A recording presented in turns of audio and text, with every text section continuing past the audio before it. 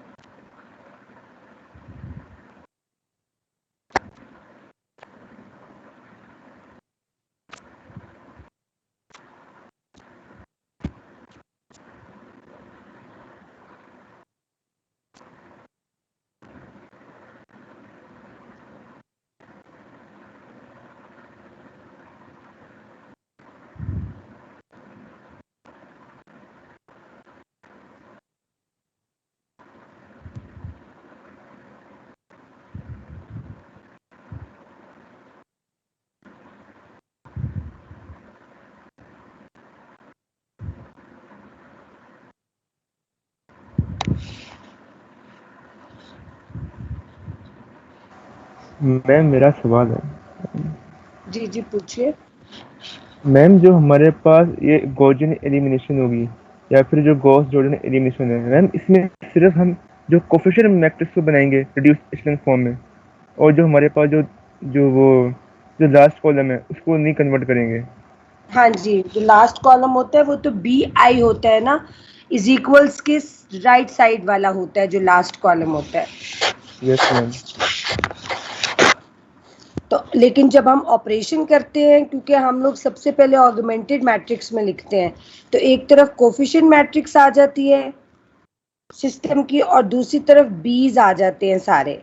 तो जब हम ऑपरेशन करते हैं कि कोई सा भी, तो वो हमने कोफिशिएंट मैट्रिक्स पे भी करनी है और बी पे भी करना है, क्योंकि और उनको ऑगमेंटेड मैट्रिक्स का मतलब है एक ही मैट्रिक्स में हमने दोनों चीज़ें लिखनी है विदाउट एक्सपोज किए हुए कि what are the unknowns. Yes ma'am.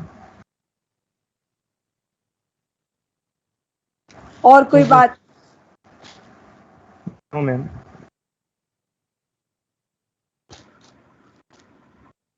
जहाँ पर मैंने लास्ट लेक्चर एंड किया था उसमें गॉस एलिमिनेशन को डिस्कस किया था। क्या काम किया था लास्ट लेक्चर के एंड पे? Ma'am Gauss. Yes ma'am, Gauss Jordan elimination को हमने डिस्कस किया था और आपने कहा था कि एक्सरसाइज 2.1 के क्वेश्चन 4 के सारे पार्ट सॉल्व करें। सिर्फ एक ही क्वेश्चन दिया था जिसके 4 पार्ट्स थे? Yes ma'am. तो इसका मतलब है हमने गॉस जॉर्डन को डिस्कस किया था, in which you have to reduce the coefficient matrix to the reduced echelon form. Yes ma'am. ठीक है, चलिए अब आपके सामने पेज नंबर 126 एंड 127 है, in which you have to be discuss the second method through which you can find out the solution of system of linear equations with the help of Gauss elimination. In the Gauss elimination, first you have to write your system same like the previous procedure, same like the previous method. First of all, we can write the system into augmented matrix. ठीक है, after written in the augmented matrix, reduce the coefficient matrix to the identity matrix, to the reduced echelon form. मेरे ख्याल से मैं पिछले गलत बोल गई हूँ। गॉस जॉर्डन में तो आपने उसको आइडेंटिटी मैट्रिक्स में कन्वर्ट करना होता है। यहाँ पर गॉस एलिमिनेशन या गॉसियन एलिमिनेशन में reduce the coefficient matrix to the row echelon form. Row echelon form बोल लें या आप लोग इसको अपर ट्रायंगुलर मैट्रिक्स कह लीजिए। अपर ट्रायंगुलर में कन्वर्ट करना है। किसको कन्वर्ट करना है? अपने with the help of row operations जो कोफिशिएंट मैट्रिक्स आएगी उसको कन्वर्ट करोगे आप लोग अपर ट्रायंगुलर मैट्रिक्स और रो एचेलॉन फॉर्म, ये दोनों एक ही बन जाएंगी। अब आपके सामने एक देखो सिस्टम लिखा हुआ है, इस सिस्टम में आपके पास 5 अननोन्स हैं और आपके पास 3 नंबर ऑफ इक्वेशंस हैं, ठीक है। ये जो 14 माइनस 6 एंड 2 है, these are the values of the b's. अब सब फॉर एग्जांपल उन्होंने कहा था कि कोई सिस्टम होगा, उस सिस्टम को ऑगमेंटेड मैट्रिक्स में लिखा और उसके बाद इसको रो एचेलॉन फॉर्म में लिख दिया या अपर ट्रायंगुलर में लिख दिया, एक ही बात है। अपर ट्रायंगुलर के लिए क्या डेफिनेशन थी कि अपर ट्रायंगुलर में आपके पास below the leading diagonal all the entries जो हैं वो आपके पास क्या होनी चाहिए, जीरोज होनी चाहिए। जीरो होनी चाहिए। रो एचेलॉन फॉर्म के लिए हमारे पास क्या प्रॉपर्टी थी कि आपके पास फर्स्ट नॉन जीरो एंट्री जो है वो 1 होनी चाहिए। इन दोनों के कॉम्बिनेशन से आपके पास वो बन जाता है, गॉस एलिमिनेशन अप्लाई हो जाता है। Entries below the leading diagonal are 0। जी गुड। अब यहाँ पर ये देखिए कि आपके पास जो सिचुएशन आ गई है उस सिचुएशन को बैक किया हमने corresponding system of linear equations में। ये देखें यहाँ से मैट्रिक्स से दोबारा से मैं सिस्टम पर आ गई। ये बताया ये हुआ है कि how to write down the solution with the help of Gaussian elimination. In the Gaussian elimination जैसे गॉस जॉर्डन में तो आइडेंटिटी में कन्वर्ट किया था ना, तो आपके पास you have to always getting the unique solution आपके पास आ रहा था, बट इन दिस केस आपके पास क्या है, बैक सब्स्टिट्यूशन करोगे। बैक सब्स्टिट्यूशन स्टार्ट होगी फ्रॉम द इक्वेशन नंबर 3 से, x5 इज इक्वल्स टू 14, इसको 2 में सब्स्टिट्यूट करोगे तो यहाँ से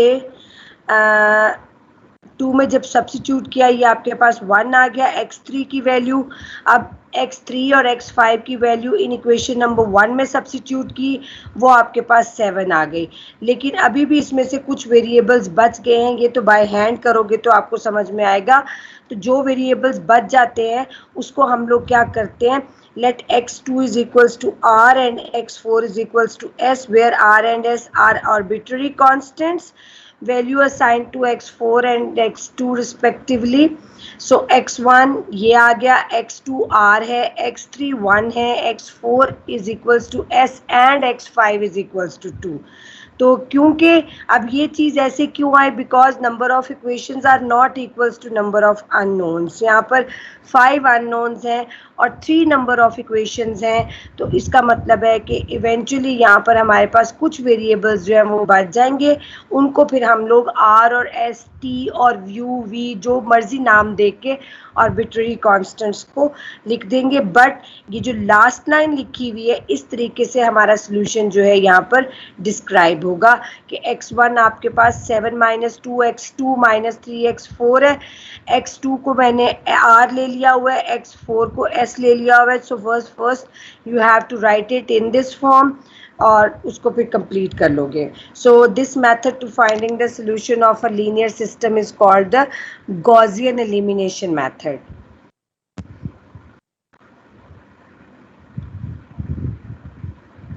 एक्सक्यूज मी मैम। जी मैम ये यहाँ पे x5 इज इक्वल टू 2 क्यों लिखा हुआ है? तो 14 के इक्वल है ना, ये ऊपर इक्वेशन से।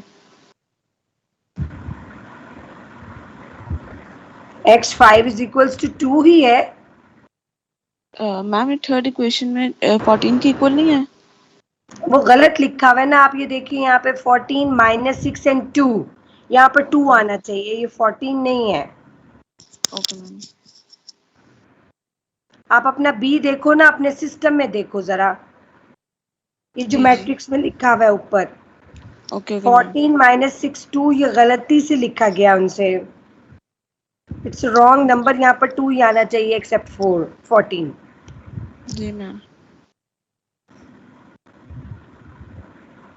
अब ये देखिए, solve the system of linear equation by Gaussian elimination. 3 equations with 3 unknowns हैं, ठीक है। फर्स्ट ऑफ ऑल इसको ऑगमेंटेड मैट्रिक्स में लिखा, इसको रो एचेलॉन फॉर्म में कन्वर्ट कर लो या अपर ट्रायंगुलर में कन्वर्ट कर लो, रो वाइज ऑपरेशंस करने हैं। आर का राइट साइड लेफ्ट साइड पे आपके पास रो वाइज ऑपरेशन का साइन आना चाहिए, और जो आपके पास राइट साइड है यहाँ पर आप लोगों ने वो काम लिखना है जिसमें आप चेंजेस लेकर आए हो कि कैसे आपने रो वाइज ऑपरेशंस किए हैं। ठीक है, तो आप लोगों ने ये बाय आर, जैसे फर्स्ट स्टेप जो किया बाय R12, इसका क्या मतलब है? You have to change first row with the second row. ठीक है, फिर आप लोगों ने -R1 किया एंड सो ऑन। इस तरीके से जब आप लोग चलते जाते हो तो ये देखिएगा second last step means 127 page का जो लास्ट स्टेप है जी, 127 पेज का जो लास्ट स्टेप है, मुझे आप लोग आंसर दोगे कि सिर्फ लास्ट स्टेप की बात कर रही हूँ, मुझे बताएंगे क्या ये कन्वर्ट हो चुका है रिड्यूस्ड रो एचेलन फॉर्म में और अपर ट्रायंगुलर मैट्रिक्स में?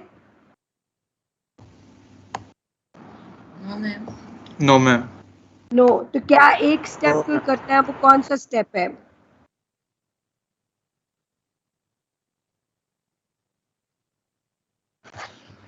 क्या करना क्या लास्ट में अब हमने बताएं, एक्सप्लेन करें जरा इसको। मैम थर्ड कॉलम के अंदर जो हमारे पास 1 है हम पहला, R4 माइनस R3 करेंगे हाँ, तो तब ये अपर ट्रायंगुलर मैट्रिक्स बन जाएगा। ठीक है, अपर ट्रायंगुलर मैट्रिक्स में कन्वर्ट हो गया। और देखो जब आप लोगों ने ये वाला स्टेप किया तो आपका जो लास्ट रो है उसमें अनफॉर्चुनेटली हमारे पास सारी की सारी एंट्रीज क्या हो गई हैं, 0 हो गई हैं। Zero. Am I right?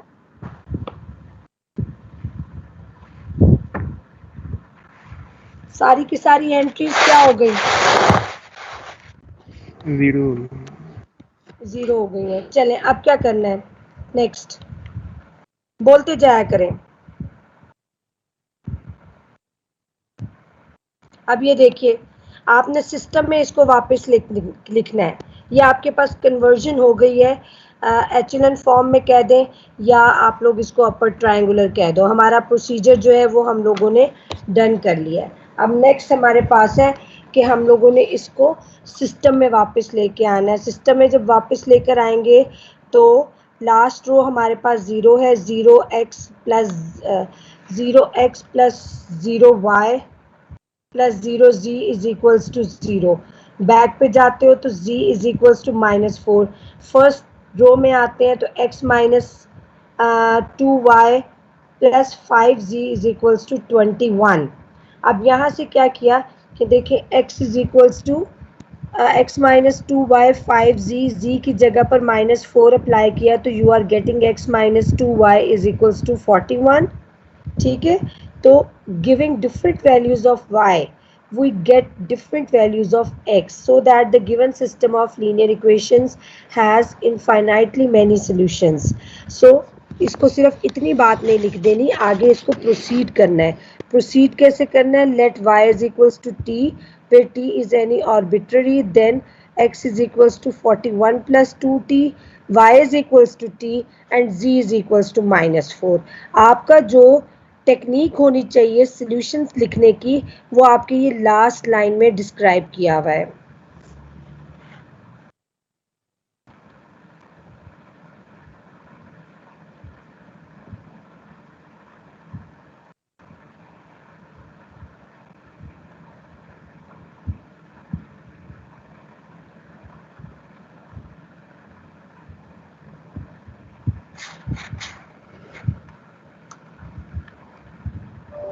Clear है ये आप लोगों को?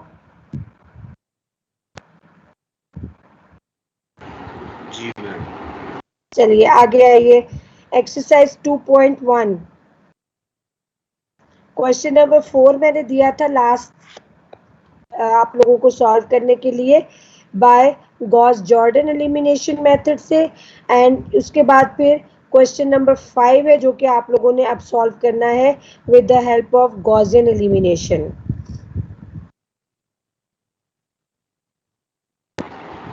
Excuse me ma'am. जी मैम मैंने एक चीज पूछनी थी, जैसे हमने लास्ट वाले जो था क्वेश्चन एग्जांपल, उसके अंदर R3 माइनस R2 कर दिया था, हम उसके अंदर खाली R3 के ऊपर भी ऑपरेशन लगा सकते हैं ना, मतलब उसको हमने 0 ही करना है।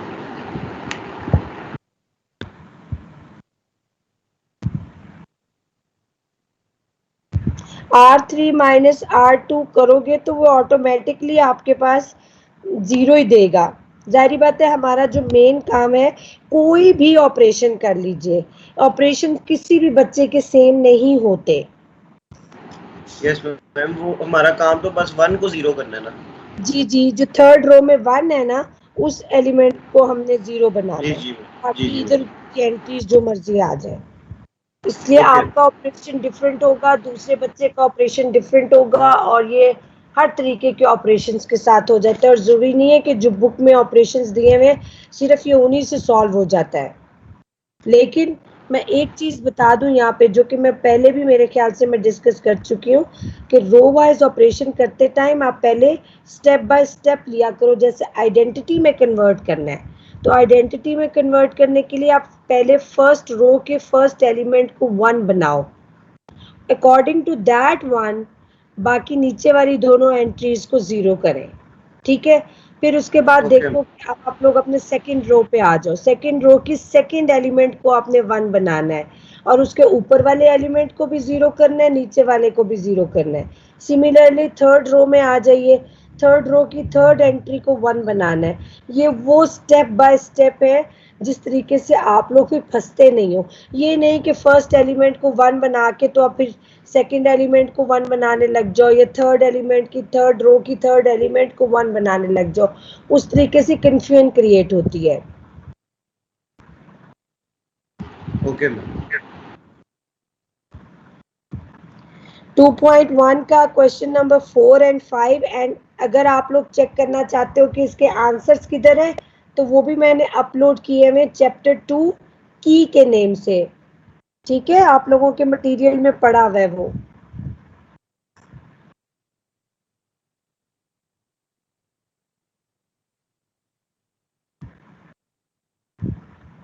चलिए नेक्स्ट आते हैं ज़रा। नेक्स्ट पे आइए, ये मैंने डिटर्मिनेंट्स का पढ़ने के लिए दिया हुआ था। ये जो प्रीवियस लेक्चर गुजरा था अभी हमारा डे बिफोर यस्टरडे, उसमें मैंने कहा था कि आप लोग ज़रा ये डिटर्मिनेंट्स को खुद पढ़ के आइए। ये पढ़ लिए 131 से लेके 148 तक।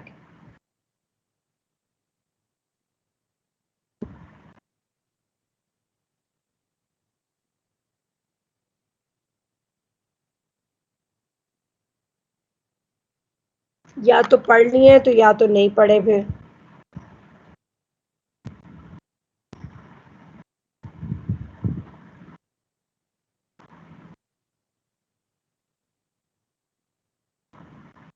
स्टूडेंट, जब तक आप लोग मुझे आंसर नहीं दोगे मैं आगे कैसे चलूंगी? मैम सही बात बताया, नहीं पढ़ी। नहीं पढ़े मैम।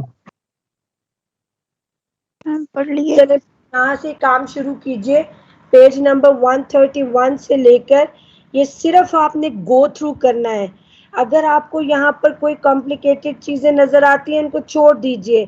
डिटर्मिनेंट्स में you just what are the determinants में ये सारा वो काम है जो पहले पढ़ के आए हुए हो। How to write down the determinants symbolically. Next, second order determinant को कैसे एवेल्युएट करते हैं, 3/3 ऑर्डर डिटर्मिनेंट को कैसे एवेल्युएट करते हैं, ये आप लोगों को पता है। ये सारा का सारा जस्ट गो थ्रू करना है इसको। और ये जितनी आपके पास बाकी इसके अंदर जो भी कुछ आपको दिया हुआ है उसको आपने, ये जो इतनी लंबी लंबी इक्वेशंस नजर आ रही हैं इनको नहीं करना, सिर्फ गो थ्रू करो कि डिटर्मिनेंट्स क्या है, क्योंकि ये मैं नहीं करवाऊंगी यहाँ पर। सिंगुलर जब भी हम लोग डिस्कस करते हैं ना डिटर्मिनेंट्स को, तो वहाँ पर singular and non singular solutions का बहुत ज़्यादा फ़र्क होता है। और डिटर्मिनेंट्स में आप लोगों ने how to write down the determinant, अच्छा ये दिया हुआ है with the help of cofactors. ठीक है, कोफैक्टर्स फाइंड आउट करने आने चाहिए। आ जाइए प्रॉपर जी। ये आर्टिकल्स, इसको तो आपने याद कर लेना है ना। ये जो आपके पास आर्टिकल नंबर 2.2.3 है ऑन द पेज 142 पे, प्रॉपर्टीज ऑफ द डिटर्मिनेंट्स, ये सारी पड़ी हुई है। इनमें से कोई भी चीज आप लोगों के लिए न्यू नहीं है।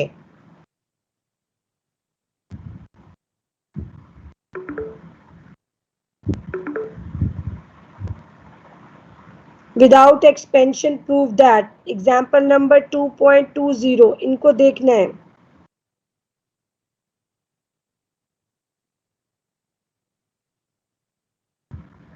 कहाँ तक लेके आना है, बस इसके क्वेश्चंस कोई नहीं सॉल्व करने। ये मैंने अब आपको बता दिया पेज नंबर 153 तक।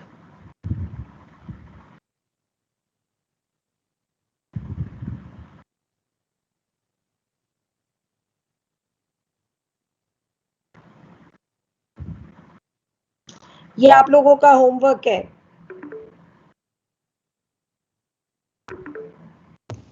Okay ma'am. अच्छा, आगे अब क्या लिखा हुआ नजर आ रहा है स्क्रीन पे, बोलिए। Inverse of a matrix. अरे मुझे पता है आप लोगों ने इनवर्स प्रीवियसली किस पे कैसे सॉल्व किया हुआ है, किस मेथड से adjoint of फाइंड आउट किया था? adjoint of A over A determinants. Cramer rule. Cramer's rule. अरे अल्लाह, क्या कर रहे हो बच्चों?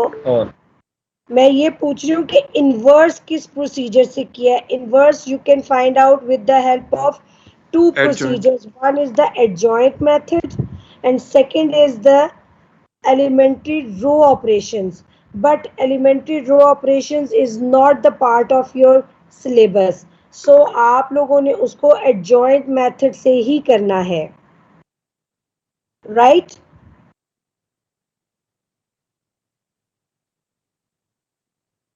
क्लियर हुई है मेरी बात?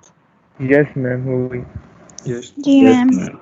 अच्छा जी, ये देखिए अभी कोई क्वेश्चन पकड़ लेते हैं। ये find the inverse of the following matrices. एक 2x2 है, एक 3x3 ऑर्डर का है। यहाँ पर सामने प्रोसीजर लिखा हुआ है कि how to find out the inverse. एक तो ये तो साइमल्टेनियसली सॉल्व करके उन्होंने बताया हुआ है, बट साइमल्टेनियसली नहीं सॉल्व करना, आप लोगों ने एडजॉइंट ऑफ अ मैट्रिक्स वाला प्रोसीजर सॉल्व करना है, जिसमें यू कैन फाइंड आउट जो हमारे पास इक्वेशन बनती है A inverse is equals to adjoint of A over its determinant. उस मेथड से आगे एग्जाम्पल दी हुई होगी एक, ये सारा प्रोसीजर दिया हुआ है। ये find the adjoint of the following matrices. Adjoint find out करने के लिए आपको दो बातों का पता होना चाहिए। One is how to write down the, how to find the cofactors. Cofactors find out करने के बाद कोफैक्टर्स का मैट्रिक्स लिखते हैं, उसका ट्रांसपोज ले लोगे उस मैट्रिक्स का, that will giving you the adjoint of the matrix. अब ये देखिए 2.27 को बाय हैंड सॉल्व कीजिए। ये बहुत अच्छी एग्जांपल्स हैं to the clarification of the adjoint method. और उसको 2.28 में उन्होंने ये कह दिया है कि find inverse of the matrices in example 2.27, उन्हीं के इनवर्स भी फाइंड आउट कर लीजिए। ये देखिए उन्होंने 2x2 का भी इनवर्स फाइंड आउट करके दिखाया है एंड 3x3 का भी।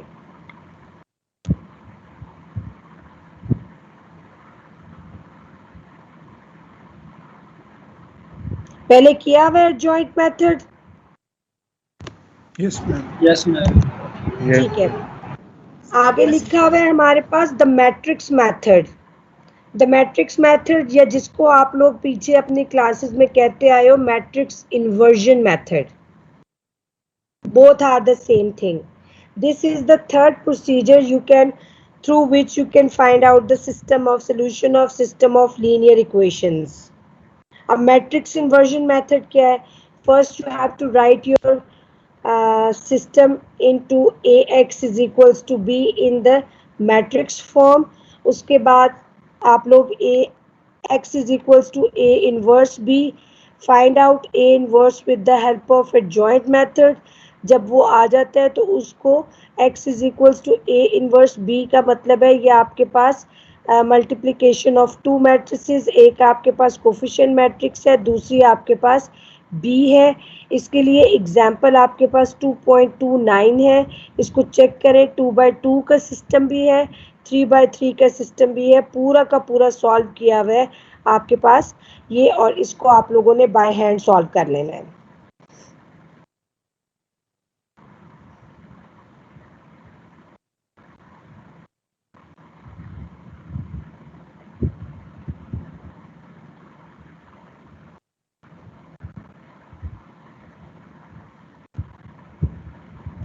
Okay ma'am.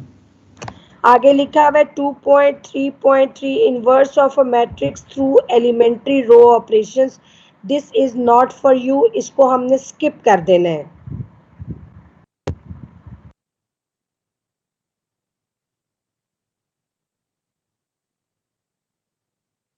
एक्सरसाइज 2.3 में से आप लोगों ने क्वेश्चन नंबर 6 सॉल्व करना है।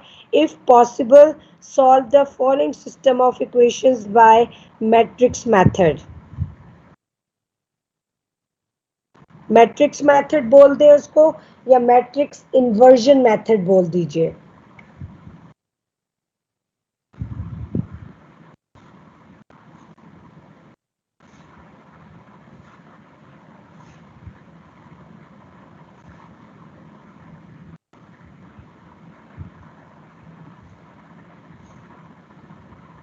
Is it okay now? जी मैम। Yes, ma'am. जी मैम।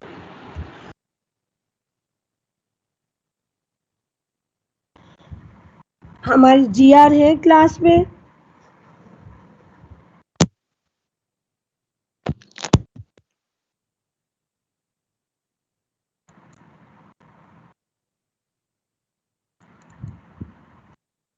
मैम वो हमारे साथ होते हैं लेकिन उनका माइक इशू होता है।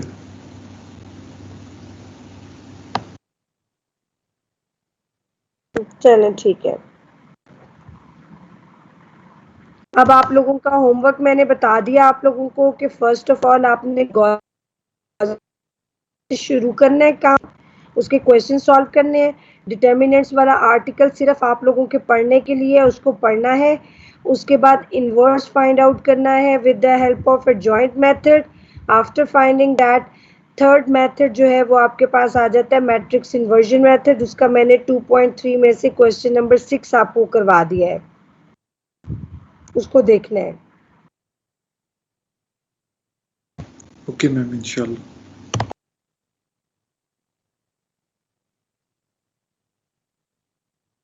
बाकी स्टूडेंट्स किधर हैं? जी ma'am. Yes ma'am.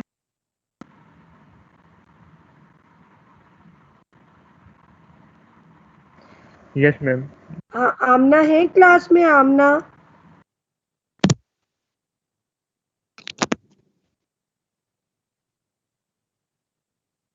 Yes ma'am class में, लेकिन उनका बताया था कि इशू है।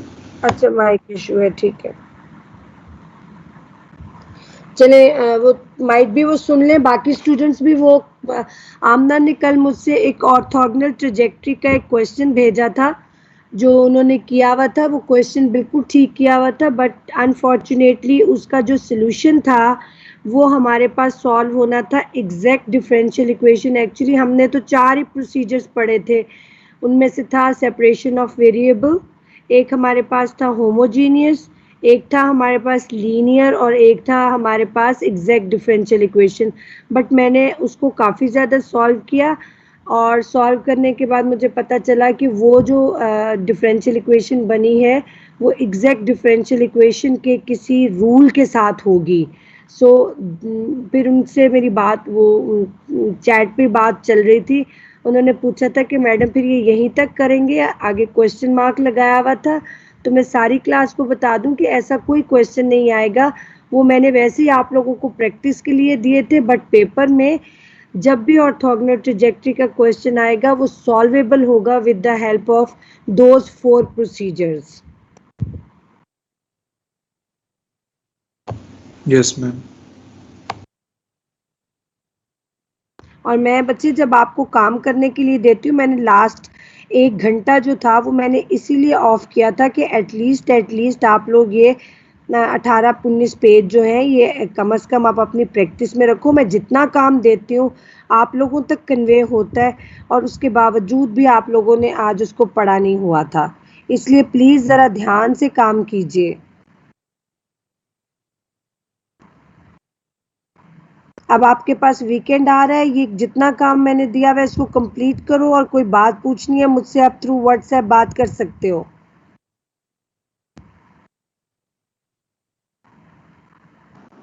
जी मैम।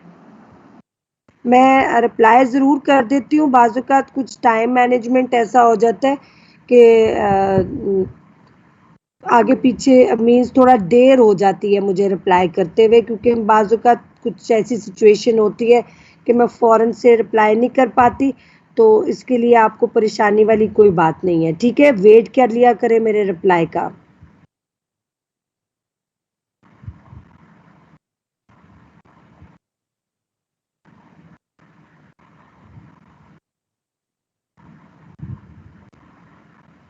आप लोग वैसे ही इतने लेज़ी हो गए हो ऑनलाइन क्लासेस की वजह से, या रमज़ान की वजह से ऐसे हो गए हो?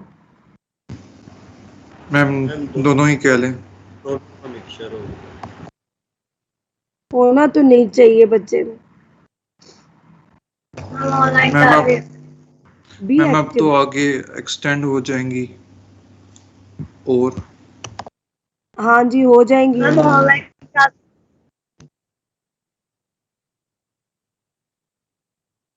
ऑनलाइन क्लासेस का क्या कह रहे हैं? मैम वो कहना चाह रही हैं कि ऑनलाइन क्लासेस नहीं होनी चाहिए, बहुत रोला होता है, नेटवर्क इशू होता है। हाँ वो तो अब है, बट अनफॉर्चुनेटली क्या करें अब, आप लोगों के सामने ही है ना सारी सिचुएशन, आप लोग तो माशाल्लाह बड़े हो, अंडरस्टैंड करते हो। मैम सारी बिजनेसेस खुले हुए हैं तो एजुकेशन के साथ ज़्यादा इन्होंने बुरा नहीं किया हुआ, बस नहीं बस डोंट वरी, मंडे से लॉकडाउन कंप्लीटली लॉकडाउन है, मंडे टू टिल 2 वीक्स।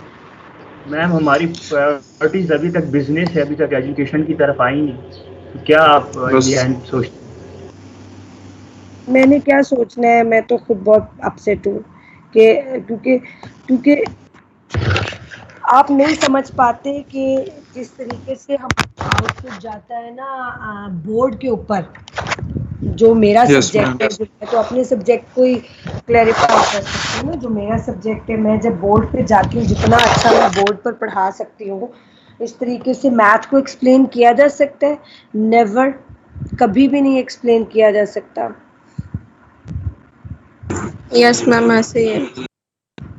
ठीक है, बट मैं कोशिश करती बिल्कुल। रहती हूँ बस, ठीक है, जहाँ तक फिर मैं कर लेती हूँ तो समझ आ जाए तो आ जाए, इसलिए मैंने कहा कि मुझसे आप लोग थ्रू व्हाट्सएप बात ज़रूर किया करो, लेकिन ये है कि थोड़ा सा वेट कर लिया करें बाज़ टाइम पे। आजकल तो वैसे ही मैं आजकल 3rd पेशेंट भुगता रही हूँ अपने घर में कोविड का। अल्लाह खैर करे। हाँ माशाल्लाह तीनों को ठीक किया है मैंने भाग दौड़ के, बहुत मुश्किल से, शुक्र है घर पे ही। तो बस इसका भी अब छोटा बेटा रह गया था, इसको आजकल ये हुआ हुआ है, तो वो माशाल्लाह 9th क्लास में है, आजकल उसकी बारी है, तो बस उसके भी डेज़ कंप्लीट होने वाले हैं इंशाल्लाह, तो फिर देखते हैं कुछ करते हैं बाकी। इसलिए मैं कह रही थी कि मुझे थोड़ा सा टाइम लग जाता है आजकल, तो इस टाइप की मेरे साथ मसरूफियत बहुत ज़्यादा, बिकॉज 3 पेशेंट्स थे हमारे घर पे 1 बाय 1, और इस तरह नहीं कि 3-3 4-4 दिन के बाद वो लोग ऐसे हो गए।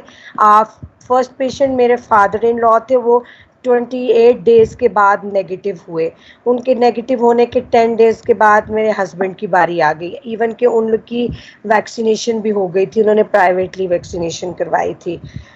वैक्सीनेशन के बाद ना एक्चुअली 2nd डोज के बाद भी 20 to 25 days you should be in proper mask In and quarantine, yes ma'am. हाँ करना चाहिए, बट वो थोड़े से रिलैक्स हो गए तो पकड़े गए, तो छोटा बेटा उनकी वजह से हो गया।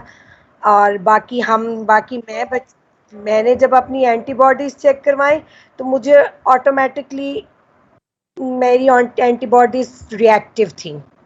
माइट बी इनके साथ इनको मैनेज करते करते में ना, इन्फेक्शन रेट ज्यादा होगा मैम आपका। तो वो मेरी भी एंटीबॉडीज रिएक्टिव, छोटी बेटी की भी एंटीबॉडीज रिएक्टिव। हम लोग तो बस ऐसे गुजर गए ना, मींस मुझे तो इवन के not even a single symptom भी मुझे आया हो, वो ये हुआ है। तो इस वजह से पिछले बहुत अरसे में मेरे साथ यही सिचुएशन चलती रही है कि मैंने काफ़ी जब रिप्लाई नहीं मैं कर सकी, तो इसके लिए मैं फिर कहूँगी कि मुझे मैसेज ज़रूर छोड़ा करें, बट थोड़ा सा वेट कर लिया करें। अल्लाह आप सबको शिफा दे मैम। आमीन आमीन। चले, अब नेक्स्ट क्लास का टाइम हो गया, 5 minutes for the next lecture. तो अब आप लोग इसको ज़रा डन कीजिए, तो फिर मुझे बताइएगा नेक्स्ट लेक्चर में क्या कंफ्यूजन रह गई है।